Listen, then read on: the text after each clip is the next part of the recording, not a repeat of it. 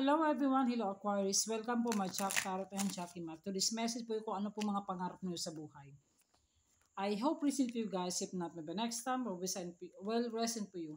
Be open-minded sa aking mga readings. Ito ay general reading lamang po ito at hindi po lahat makaresonate po. Okay guys, simulan na po natin.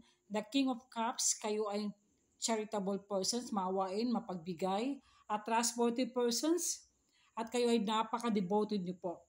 Some of you ay kadalasan sa inyo ay mapagbigay kayo at hindi kayo dalo, hindi kayo selfish.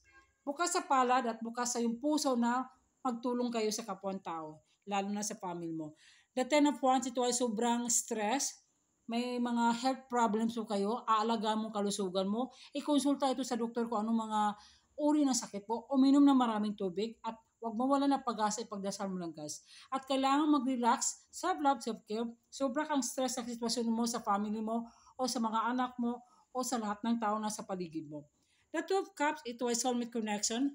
Talagang mahal nyo sa isa sa puso mo. Pwede ito babae sa babae, lalaki sa lalaki ha. Mga transgender, mga ganyan. At napaka-solid relationship mo sa mga anak mo, any relationship po. At kayo ay magaling mag-unawa, makisocialize, at sa lahat ng tao po. Lahat ng mga pangarap mo, matutupad ito, at i-reach out mo, huwag kang susuko. May tumutulong sa inyo na hindi mo anasahan. Okay, ito po, empowerment, at kayo kadalasan ay matalino kayo, matalas yung isip, at kayo ay magaling din ma-organize, at pwede rin kayo ng leadership role po.